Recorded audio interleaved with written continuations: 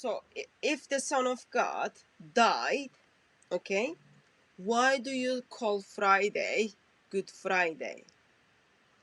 It is Oh, like okay. sad Well, day. yeah. Well, so first let's think of an Old Testament counterpart in some sense to this.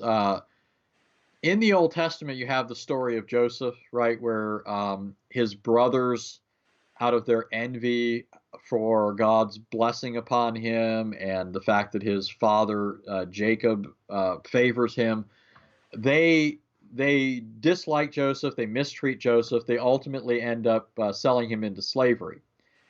This leads Joseph to experience all sorts of hardships. He's taken captive. He's a slave. He ends up becoming a servant in Potiphar's house, but even that goes bad because uh, Potiphar's wife falsely accuses him of trying to have relations with her, and so he gets thrown into prison.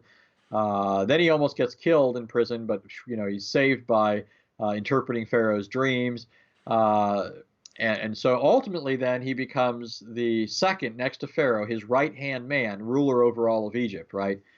Later in the story, and a lot of people already know this, later in the story, like many, many, many years later, uh, after Joseph is now older, he's grown a big old beard and is not as recognizable.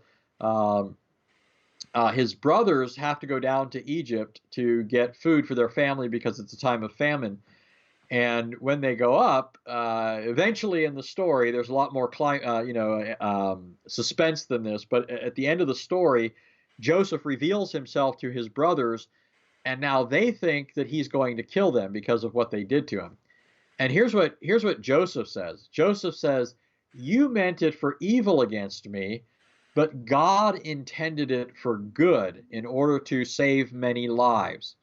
So Joseph's reasoning is this was the will of God, and it ultimately was designed for good to bring about this situation where I'm now able to save you, my brothers, even though what you did was wicked. Well, in the same way, the New Testament speaks of the cross of Christ like that. It says that the Pharisees, the religious leaders, they envied Jesus, they hated Jesus, they conspired to kill him, they handed him over to the Romans to be killed. And even though what they did was evil, God meant it for good in order to bring about salvation. That's there's almost verbatim echoes of Genesis 50 in there about Joseph in Acts chapter 2 and Acts 4. It's likening what happened to Christ to what happened to Joseph.